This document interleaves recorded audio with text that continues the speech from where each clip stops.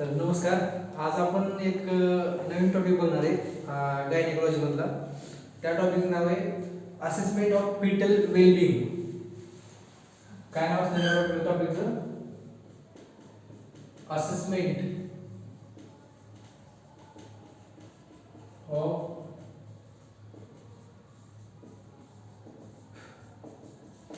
Assessment of fetal wellbeing. आता assessment of fetal wellbeing मध्ये आपण काय चेक करणार आहे तर बाळाची असलेली स्थिती आईच्या उदरामध्ये, बरोबर आहे.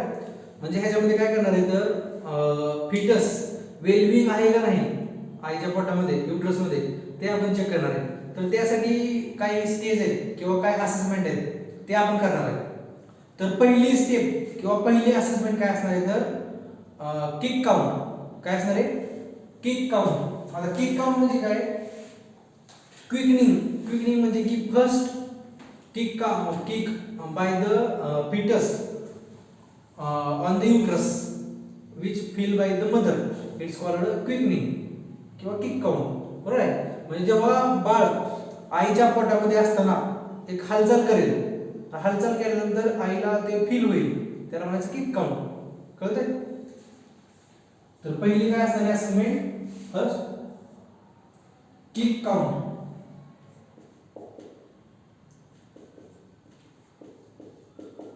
Kick count.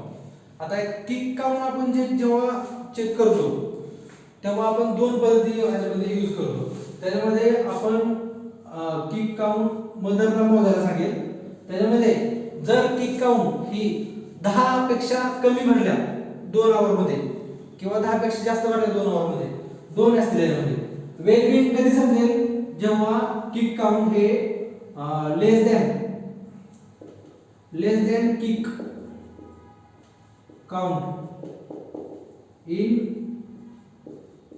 2 आवर. जर असं आपल्याला आढळलं तर हे आपण रिपीट चेक केलं पाहिजे. कळतंय? हे आपल्यावर असणार आहे. नॉर्मली मध्ये असतं जेव्हा 12 तासामध्ये 10 पेक्षा जास्त किक काउंट असतील किंवा जर ऍक्टिव्ह मदर असेल तर त्याच्यामध्ये 10 किक काउंट 2 तासामध्ये असणार आहे. कळतंय? म्हणजे नॉर्मल कधी असणार आहे? जर किक काउंट 10 पेक्षा जास्त असतील इन 2 आवर, हे काय राहतं? नॉर्मल. कळतंय? आणि जर 10 पेक्षा कमी असतील 2 आवर मध्ये तर आपण काय करतो? याला रिकॅल्क्युलेट. आता रिकॅल्क्युलेट करेल आणि रिकॅल्क्युलेट करून पण ह्याच्यामध्ये 10 पेक्षा कमी असतील किक काउंट, 10 पेक्षा किक काउंट कमी असतील किती? 12 तासामध्ये, नेक्स्ट 12 आवर मध्ये, तर आपण काय करतो? Immediate inform to gynaecologist. किंवा जर हे किक काउंट असेच 2 दिवसासाठी राहिले, 10 किक काउंट कमी असतील 12 तासापेक्षा, आणि हे तर 2 दिवस चाललं असंच, 2 डेज, किती? 2 दिवस तर असं मदरला जाणवलं की त्याच्या आईच्या पोटामध्ये असणारे बाळ हे मुवमेंट करत नाही, 10 पेक्षा जास्त करत नाही 12 तासामध्ये, आणि अशी परिस्थिती जर 2 दिवस राहिली तर आपण काय करतो? Immediate inform to the gynaecologist. समजतंय? हे असतील फर्स्ट झाला आपला किक काउंट. त्यानंतर आपण चेक करेल की अल्फा फिटोप्रोटीन. काय चेक करेल? अल्फा फिटोप्रोटीन.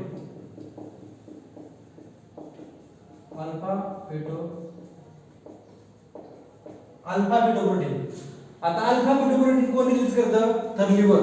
कोण रिलीज करणार आहे? लिव्हर, बरोबर आहे. 2 प्रकारे आपण चेक करतो ह्यामध्ये. एक असेल मॅटर्नल आणि एक असेल एम्ब्रियोनिक. कोणता असेल? एक असेल मॅटर्नल आणि एक असेल एम्ब्रियोनिक. मॅटर्नल अल्फा फिटोप्रोटीन चेक करताना आपण काय करेल? मॅटर्नच्या किंवा मदरच्या ब्लड वेसल मधून आपण रक्त घेईल आणि ते लॅब मध्ये नेऊन टेस्ट करेल आणि त्यामध्ये आपण अल्फा फिटोप्रोटीनची लेवल चेक करेल. कळतंय? एक सॅम्पल झालं. कसं? Maternal through check by mother's blood. कळतंय?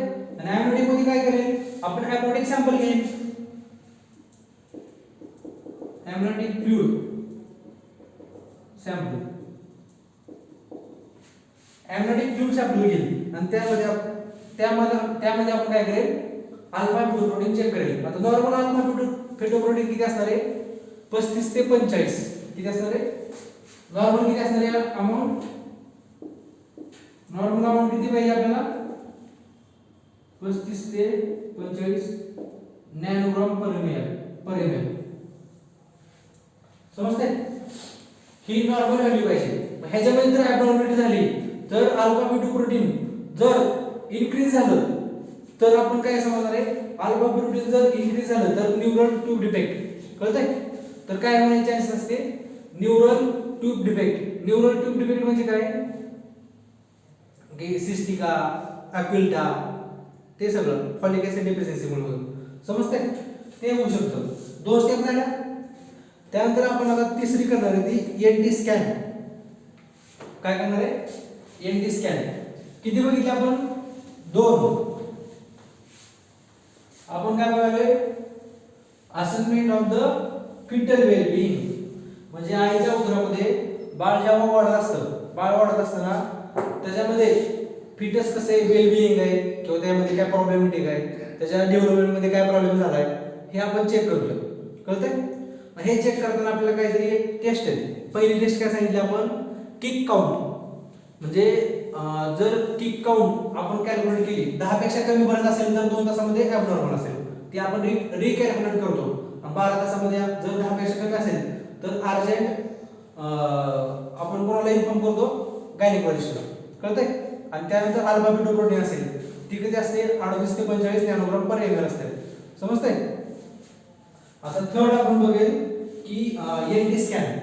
काय बघेल एनटी स्कॅन. एनटी स्कॅन म्हणजे की nuchal translucid scan. NT scan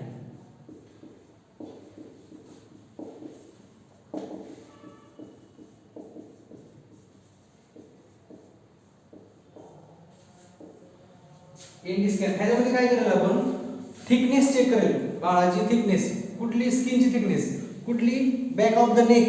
he back of the neck skin thickness. ह्याच्यामध्ये काय चेक करतो आपण थिकनेस चेक करतो.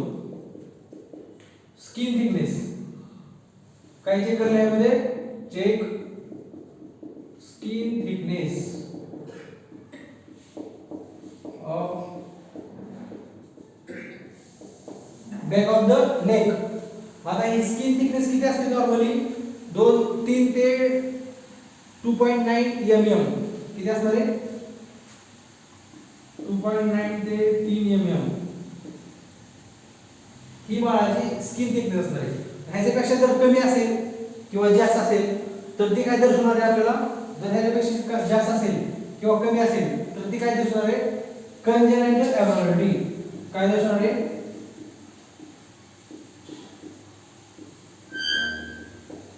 कंजेनायटल ॲबनॉर्मॅलिटी. कळतंय? 3 जरा टेस्ट आपण केल्या. पहिली काय चेक केलं फर्स्ट काय केलं आपण किक काउंट. दुसरं अल्फा फेटोप्रोटीन. कळतंय? त्यानंतर एनटी स्कॅन. समजते 3. आता चौथा आपण काय करतो नॉन ट्रेस टेस्ट. काय करतो मध्ये नॉन ट्रेस टेस्ट म्हणजे काय करतो एनएसटी. काय करेल एनएसटी. समजतंय? आता ह्यामध्ये काय करेल आपण किती झाले आपले 3. समजतंय? चौथी एनएसटी. एनएसटी म्हणजे काय non stress test. Non stress test. आता ह्याच्यामध्ये काय करेल आपण मदरला ओपीडी मध्ये घेईल आणि कशी पोझिशन देईल तिला सुपाईन पोझिशन. कशी देईल सुपाईन पोझिशन. सुपाईन पोझिशन देऊन आपलं जे हे असेल कार्डिओटोनोग्राफी असेल काय असेल फर्स्ट मदरला काय येईल सुपाईन पोझिशन. आणि तिच्या ॲब्डोमेन वरती ॲब्डोमेनच्या वरती काय होईल कार्डिओ टोकोमेट्री काही आपण पुट अप करेल तिच्या ॲब्डोमेनवरती कार्डिओटोकोमेट्री, कळतंय? ही मदर असेल आणि मदरच्या ॲब्डोमेनवरती काय पुट करेल आपण? कार्डिओटोकोमेट्री, कळतंय? कार्डिओटोकोमेट्री. आणि आता ही पुट करून आपण तिला कुठलाही टेस्ट देणार नाही किंवा कुठलं कॉन्ट्रॅक्शन देणार नाही. विदाउट कॉन्ट्रॅक्शन आपण चेक करेल. जर मदरमध्ये ही चेक करत असताना तिचा फिटल हार्टबीट आपण काय चेक करणार आहे? यामध्ये फिटल हार्टबीट काय चेक करणार आहे? Foetal heartbeat. आता ह्याच्या आधी माहिती असणं गरजेचं आपल्याला की फिटस हार्टबीट किती असतं नॉर्मली? 120 ते 160 बीट्स पर मिनिट. किती असणार आहे? 120 to 160 बीट पर मिनिट. हे नॉर्मल असतं, बरोबर आहे? आता हे नॉर्मल असतं. जर आपण जेव्हा कुठलाही टेस्ट देत नाही, टोकोमेट्री फक्त ठेवतो आणि जर 20 मिनिटामध्ये किती 20 मिनिटामध्ये 20 मिनिटमध्ये जर फिटसचं हार्ट रेट 15 बीट्सनं इन्क्रीज होईल. किती वेळासाठी? 15 सेकंदासाठी.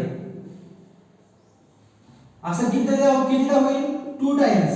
कितीदा होईल? 2 टाइम्स. किती वेळामध्ये होईल? 20 मिनिटामध्ये. कळतंय? आपण 20 मिनिट चेक करतो फिटस हार्ट रेट. कशाने चेक करतो? कार्डिओटोकोमेट्रीने. कुठे वर ठेवतो? मदरच्या ॲब्डोमेनवरती. कळतंय? आणि हे कधी होईल? 20 मिनिट. त्यामध्ये 15 बीट्स जर इन्क्रीज होत असतील किती सेकंदासाठी? 15 सेकंदासाठी. 2 टाइम्स. किती वेळा? 2 टाइम्स. तर ह्या कंडिशनला काय म्हणायचं? ऍक्सेलरेशन. काय म्हणणार आहे? ऍक्सेलरेशन. समजतंय? ऍक्सेलरेशन. आता एखाद्याला जर आपण जर मारलं तर तो रिॲक्ट करेल. एखाद्या कानाखाली मारली तर तू काय करेल? रिॲक्ट करेल. हे नॉर्मल आहे का ॲबनॉर्मल? नॉर्मल आहे. कळतंय? म्हणजे की फिटसचं जर हार्ट रेट वाढत असेल तर हे नॉर्मल आहे, ऍक्सेलरेशन नॉर्मल आहे. ओके, काय टेन्शन नाही. समजतंय? आता जर ह्याच्या विरुद्ध जर फिटसला नॉन टेस्ट मध्ये जर फिटसची हार्टबीट वाढत नसेल किंवा 15 बीट न वाढत नसेल तर त्याला काय म्हणायचं? डिसेलरेशन. ते ॲबनॉर्मल आहे. कळतंय? जर एखाद्या मदरचं 15 बीट न वाढत असेल तर ही काय झाली कंडिशन? ही नॉर्मल झाली. कशी झाली? नॉर्मल झाली. कळतंय? पण जर फिटसचं हार्टबीट वाढत नसेल, ऍक्सेलरेशन होत नसेल, कळतंय? कमी होत असेल हार्टबीट, तर त्या कंडिशनला काय म्हणणार आहे? डिसेलरेशन. काय म्हणणार आहे? डिसेलरेशन. मग आता आपण नेक्स्ट बघूया डिसेलरेशन म्हणजे काय. आता जी नॉर्मल मदर आहे किंवा जी नॉर्मल बेबी त्याच्यामध्ये काय होईल? ऍक्सेलरेशन होईल. काय होईल? ऍक्सेलरेशन होईल. आणि ॲबनॉर्मल असेल त्यामध्ये डिसेलरेशन होईल. आता डिसेलरेशन मध्ये आपण करताना चेक करताना दुसरी टेस्ट करतो. त्या टेस्टचं नाव काय? Contraction stress test. काय नाव आहे? Contraction stress test. किती झाले आपले? पहिली कुठली झाली? Kick count. दुसरी अल्फा बीटा त्यानंतर नॉन स्ट्रेस टेस्ट. आता कॉन्ट्रॅक्शन स्ट्रेस टेस्ट. चौथी कॉन्ट्रॅक्शन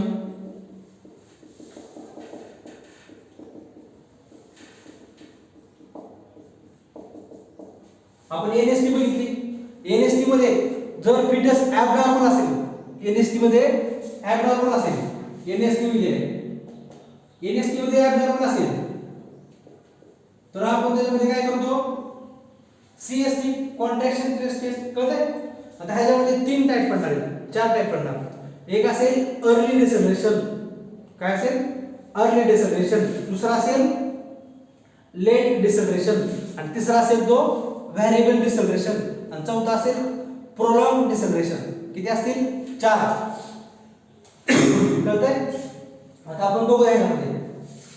आता ह्याच्यामध्ये आपण काय करतो तर मदरला सुपाइन पोझिशन देतो, कार्डिओटोकोमेट्री ठेवतो. कशावरती? मदरच्या ॲब्डोमेनवरती, जेणेकरून आपल्याला फिटल हार्ट रेट ऐकू येईल. कळतंय? आणि ह्याच्यामध्ये एक काम एक्स्ट्रा करतो की ह्याच्यामध्ये आपण मदरला कॉन्ट्रॅक्शन येण्यासाठी स्ट्रेस निर्माण करतो. काय करतो? स्ट्रेस निर्माण करतो. आता स्ट्रेस निर्माण करताना काय करेल आपण, निपल स्टिम्युलेशन, काय करेल मधला निपल स्टिम्युलेशन किंवा ऑक्सिटोसिन पफ बाय नॅझल, काय करेल आपण ऑक्सिटोसिन पफ देईल किंवा निपलचं स्टिम्युलेशन करेल. समजतंय? ह्या दोन्हीद्वारे निपलचं स्टिम्युलेशन केल्यानंतर काय होणार आहे, निपलचं स्टिम्युलेशन केल्यानंतर ऑक्सिटोसिन रिलीज होईल आणि तो ऑक्सिटोसिन कशावरती ऍक्ट करेल, मायोमेट्रियम वरती. आणि मायोमेट्रियम लेयर काय सगळ्यात थिक लेयर आहे आणि ती कशासाठी रिस्पॉन्सिबल आहे, कॉन्ट्रॅक्शन ऑफ युटेरस. कळतंय? मग कॉन्ट्रॅक्शन होईल, कॉन्ट्रॅक्शन झाल्यानंतर बाळाला स्ट्रेस होईल आणि बाळाला स्ट्रेस झाल्यानंतर आपल्याला समजेल की त्यामध्ये हार्ट रेट वाढते, कमी होते तर कितीने कमी होते, किती वेळासाठी कमी होते. कळतंय? हे समजेल आपल्याला. आता ह्याच्यामध्ये किती पफ देतो आपण, 2 पफ देतो. किती? 2 पफ देतो. आता एक पफ म्हणजे काय म्हणणार आहे, तर एक पफ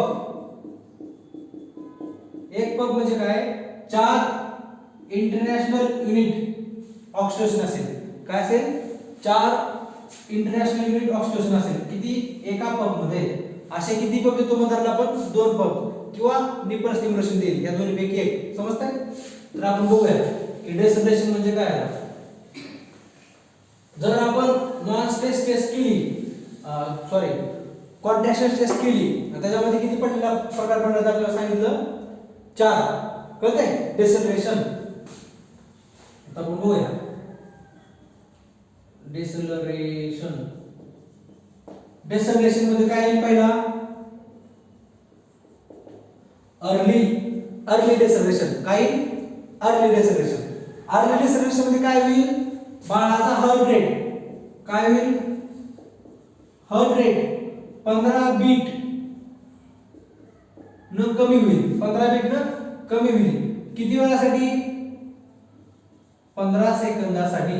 किती, 15 सेकंदासाठी. असं किती होईल, 2 टाइम्स. किती वेळामध्ये, 20 मिनिट मध्ये. कळतंय? जर 20 मिनिट आपण एक्झामिनेशन करतो, 20 मिनिटामध्ये 2 वेळा 15 बीट न जर हार्ट रेट कमी झाला 15 सेकंदासाठी बाळाचा, तर त्याला काय म्हणायचं, अर्ली डेसिलेशन. काय म्हणणार आपण, अर्ली डेसिलेशन. हे आपण डायग्रामच्या माध्यमातून बघूया काय होतं. आता हे असेल फिटल हार्ट रेट, हे असेल कॉन्ट्रॅक्शन. कळतंय? कॉन्ट्रॅक्शन म्हणजे स्ट्रेस. आता कॉन्ट्रॅक्शन दिलं आपण, हे तर कॉन्ट्रॅक्शन दिलं, कॉन्ट्रॅक्शन याच दिलं. आता फिटल हार्ट रेट, कॉन्ट्रॅक्शन दिलं, फिटल हार्ट रेट कमी झाला, कॉन्ट्रॅक्शन दिलं, फिटल हार्ट रेट कमी झाला. समजतंय? वर असेल फिटल हार्ट रेट, खाली असेल कॉन्ट्रॅक्शन. तर ह्याच्यामध्ये काय दिसतं तुम्हाला, फिटल हार्ट रेट किती झाले कमी रे, 15 बीट न. किती वेळासाठी, 15 सेकंदासाठी. कळतंय? 2 टाइम्स, 20 मिनिट मध्ये 2 टाइम्स. कळतंय? आता हे कॉन्ट्रॅक्शन एकदम पीकला आहे आणि हार्ट रेट एकदम कमी झालाय. हे दोन्ही पॉइंट एकमेकाला मॅच झालेत. इथं पण एकमेकाला मॅच झालेत, इथं पण एकमेकाला मॅच झालेत. कळतंय? ह्याच्यामध्ये लॅग फेज कसे, लॅग फेज म्हणजे काय की थोडक्यात लंगडी. लॅग फेज कशी, लंगडी म्हणजे की थोडक्यात असं दिसते का आपल्याला ह्याच्यामध्ये, ही पॉइंट इथं, याला म्हणायचं लॅग फेज. म्हणजे पॉइंट मॅच करत नाहीत, लंगडी झाल्यासारखं. कळतंय? पण आपल्या ह्याच्यामध्ये आहे कसं, नाही. आपल्यामध्ये कसं आहे, पॉइंट एकमेकाला मॅच करतात. समजतंय? म्हणजे ह्याच्यामध्ये लॅग फेज कसे, अब्सेंट. लॅग फेज कसे, अब्सेंट. समजतंय? लॅग फेज कसे, अब्सेंट. पण नॅडिल कसं आहे, नॅडिल प्रेझेंट आहे. नॅडिल म्हणजे काय, mutual point between the contraction and fetal heart rate. Graphical mutual point. कळतंय? ह्यांचा म्युच्युअल पॉइंट कसा आहे, सेम आहे. म्हणजे नॅडिल कसं आहे, प्रेझेंट आहे. आणि लॅग फेज कसं आहे, अब्सेंट आहे. समजलं? आता ही अर्ली डिसलेरेशन कशामुळे होतं? अर्ली डिसलेरेशन मी सांगितलं गेल्या लेक्चरला. अर्ली डिसलेरेशन कशामुळे होतं? Head compression. कशामुळे होतं? Head compression. आता कॉज काय असेल याचा? Head compression. हेड कॉम्प्रेशन हे कसं आहे? हेड कॉम्प्रेशन जर कॉन्ट्रॅक्शन दिलं आणि कॉन्ट्रॅक्शनमुळे हेड कॉम्प्रेशन झाला तर तो नॉर्मल आहे. कळतंय? नॉर्मल आहे. ह्याच्यामध्ये आपल्याला काय करायची गरज आहे का? नाही. Fetal heart rate again normal होऊ शकतो यामध्ये. हे कसं आहे कंडिशन? ही नॉर्मल कंडिशन आहे. ह्याच्यामध्ये आपण मदरला रेस्ट करायला सांगितली तरी बस.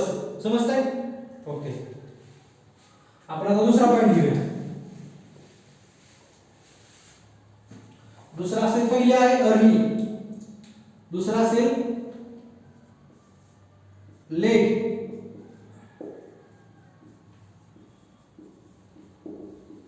लेट डिसलेरेशन. ह्यामध्ये फिटल हार्ट रेट कॉन्ट्रॅक्शन. लक्ष द्या.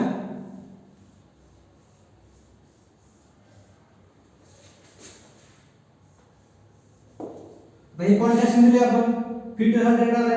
कळतंय? पण ह्याच्यामध्ये काय होतं?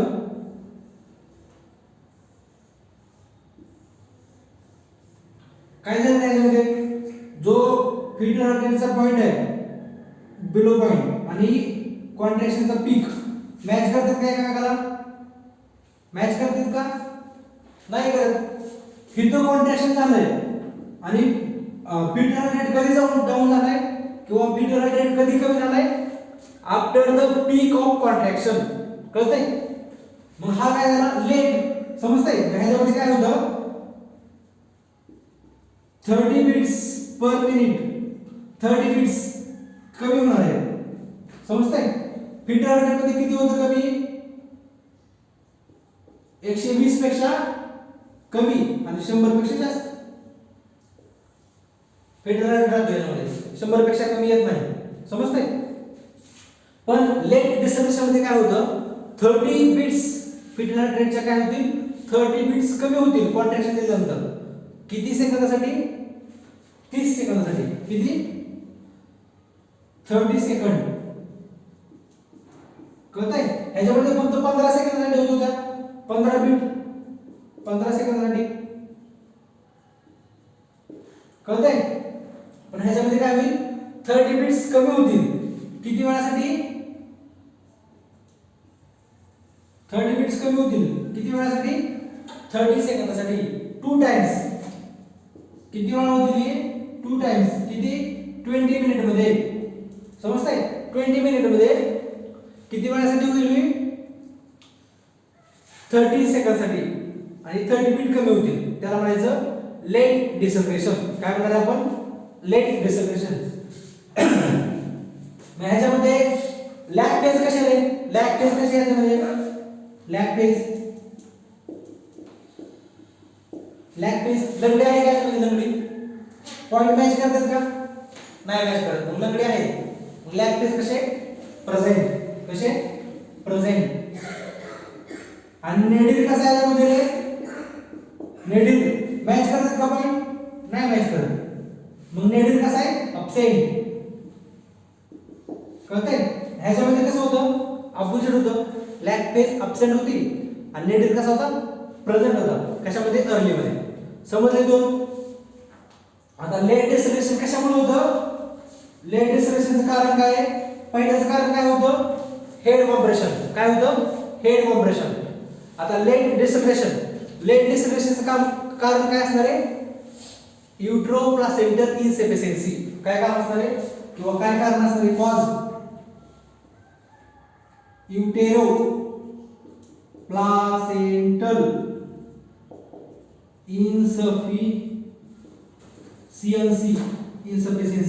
आता हे युट्रोप्लासेंटल इन्सफिशियन्सी कशामुळे होतं? Due to the decrease plasma value, decrease fluid value in mother. Due to that mother cannot proliferate or provide the appropriate blood supply to the fetus. समजतंय? त्यामुळे आपण काय करेल ह्याच्यामध्ये मॅनेजमेंट ह्याच्यामध्ये O2 देईल मदरला, त्यानंतर फ्लुइड देईल आणि रेस्ट. समजतंय? हे 3 काम करेल आपण. काय करेल? O2, fluid and rest. कशामध्ये? लेट डिसोल्युशन मध्ये. समजतंय? ओके. आता तिसरा पॉइंट घेऊ आपण. तिसरा डिसोल्युशनचं नाव काय असेल? तिसरा डिसोल्युशन अर्ली, लेट आणि तिसरा असेल व्हेरिएबल. काय असेल? व्हेरिएबल.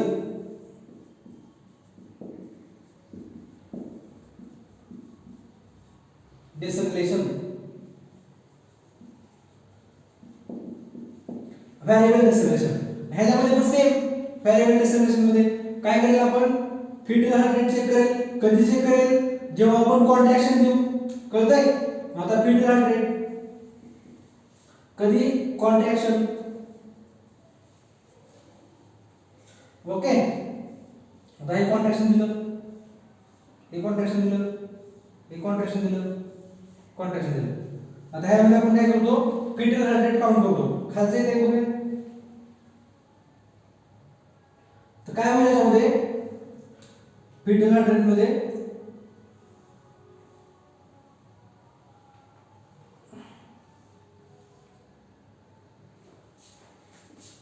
फिटल हार्ट रेट मध्ये काय होईल? मिक्स. काय होईल यामध्ये? मिक्स होईल. कळतंय? म्हणजे अर्ली आणि लेट हे मिक्स होईल. फिटल हार्ट रेट हा 15 बीट्स न कमी होईल 15 सेकंदासाठी. त्यानंतर नेक्स्ट मध्ये काय होईल? हे काय झालं? 15 बीट कमी झाला. किती? 15 सेकंदासाठी. ह्याच्यामध्ये काय झालं? लेट झाला. कळतंय? अर्ली आणि लेट 30 सेकंड साठी 30 बीट्स काय झाले? कमी झाले. म्हणजे व्हेरिएबल म्हणजे काय की मिक्स्ड अर्ली डिसोल्युशन आणि लेट डिसोल्युशन मिक्स होणार आहे. दोन्ही सोबत होणार आहे. समजतंय? कशामध्ये? व्हेरिएबल डिसोल्युशन मध्ये दोन्ही सोबत होणार आहे. त्याला म्हणायचं व्हेरिएबल डिसोल्युशन. कळतंय? ह्याच्यामध्ये निडीड कसा असणार आहे?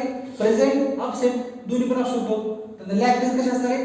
प्रेझेंट, अब्सेंट दोन्ही पण असणार आहे. समजतंय? आता व्हेरिएबल डिसोल्युशन कशासाठी कशामुळे होतो? त्याचं कॉज असेल काय? महत्त्वाचं कॉज पहिला सांगितलं आपण हेड कॉम्प्रेशन, त्यानंतर इंट्रोप्लासेंटल इन्सफिशियन्सी, त्यानंतर क्वाड कॉम्प्रेशन. व्हेरिएबल डिसोल्युशन कशामुळे होतो? Cord compression. कशामुळे? Cord compression. कशामुळे होईल? Cord compression. क्वाड म्हणजे काय? Umbilical cord. बाळाची अम्बिलिकल कॉर्ड कॉम्प्रेशन झाली की त्याच्यामुळे काय होऊ शकतं? व्हेरिएबल डिसोल्युशन होऊ शकतो. व्हेरिएबल डिसोल्युशन. समजतंय? हे खालचे येते. व्हेरिएबल डिसोल्युशन कळतंय? हां? व्हेरिएबल डिसोल्युशन समजतंय? हे दिसतंय का? व्हेरिएबल डिसोल्युशन. आता हे व्हेरिएबल डिसोल्युशन जर आपल्याला रिझॉल्व्ह करायचं असेल किंवा ह्याला ट्रीटमेंट काय दिली जाईल? व्हेरिएबल डिसोल्युशनला रिपोझिशन मेथड. काय दिलं जाईल यामध्ये? Reposition to the mother. ह्याच्यामध्ये काय केलं आपण? ह्याची पोझिशन चेंज करेल. रिपोझिशन कोणाची? मदरची. मग कुठली पोझिशन देतो आपण? Left lateral. कुठली? लेफ्ट लॅटरल ही बेस्ट पोझिशन आहे. समजतंय? ह्याच्यामुळे काय होईल? जी कॉर्ड कॉम्प्रेस झालेली आहे ती कॉम्प्रेस कॉर्ड रिझॉल्व होईल. समजतंय? समजतंय आता? काय काय शिकलो आपण? Assessment of the fetal well-being in the mother's uterus किंवा mother's womb. समजतंय? त्यामध्ये पहिला शिकलो आपण fetal count. दुसरा काय शिकलो आपण? पहिला fetal count काउंट केली. बरोबर आहे? त्यानंतर अल्फा फिटोप्रोटीन, त्यानंतर कुठला रेशो बघितला आपण? कुठला स्कॅन बघितला? NT scan. बरोबर आहे? त्यानंतर आपण बघितलं नॉन स्ट्रेस टेस्ट. त्यामध्ये ऍक्सेलरेशन असेल तर नॉर्मल, ऍक्सेलरेशन असेल तर ॲबनॉर्मल. त्यानंतर आपण त्याला ट्रेस देऊन बघितला मदरला, तर मदरला ट्रेस दिल्यानंतर कोणाला ट्रेस पडणार आहे? युट्रसला. युट्रसला पडल्यानंतर बेबीला. बेबीचं जर डिसेलेरेशन झालं, हार्टबीट कमी झालं, तर त्याला म्हणायचं डिसेलेरेशन. आता हार्टबीट कमी झाल्यानंतर 3 प्रकारे हार्टबीट कमी होतं. एक अर्ली, लेट, व्हेरिएबल आणि प्रोलॉंग. प्रोलॉंग आपण सांगितलं नाही. प्रोलॉंग म्हणजे काय होतं? 3 मिनिटसाठी जर हार्टबीट कमी झाला तर त्याला म्हणायचं प्रोलॉंग. कळतंय? त्यामध्ये इमर्जन्सी मॅनेजमेंट करावं लागतं आपल्याला. समजतंय? आता ह्याच्यामध्ये आपल्याला जर लक्षात ठेवायचं असेल तर एक निमोनिक्स आहे. तर तो निमोनिक्स काय आहे? Veal chop. काय असेल?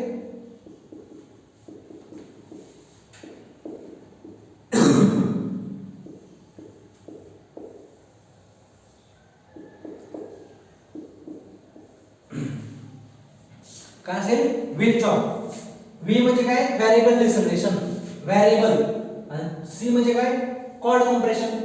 Cord. Variable.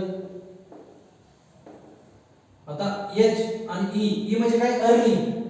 Early deceleration. Early deceleration. Early deceleration कशामुळे होतं रे? अर्ली डिसेलेरेशन कशामुळे होतं? Yes, head compression. हे असं ऍक्सेलरेशन असेल. काय असेल? ऍक्सेलरेशन. ऍक्सेलरेशन म्हटलं तर काय असेल? ओके, काय करायची गरज आहे कायला? नाही. आता V A L. V L L late deceleration. कशामुळे होतं late deceleration? Placenta. Placental insufficiency. कळतंय? ह्याच्यावर तुम्ही लक्षात ठेवा. Wheel chop. व्हीलला काय करायचं आपल्याला? चॉप. कळतंय? चॉप म्हणजे बारीक पुढे. व्हील चॉप ह्याच्यावर लक्षात ठेवा. व्हेरिएबल कॉर्ड कॉम्प्रेशन मुळे होतं. अर्ली हेड कॉम्प्रेशन मुळे होतं. ऍक्सेलरेशन ओके, काय करायची गरज नाही. त्यानंतर लेट डिसेलेरेशन प्लासेंटल इन्सफिशियन्सी मुळे होतं. समजतंय? आता इथं काय बघितलं आपण? सगळे पॉइंट काय बघितले? Assessment of fetal well-being in the mother's womb. समजलं का? समजलं आपण? ओके, धन्यवाद.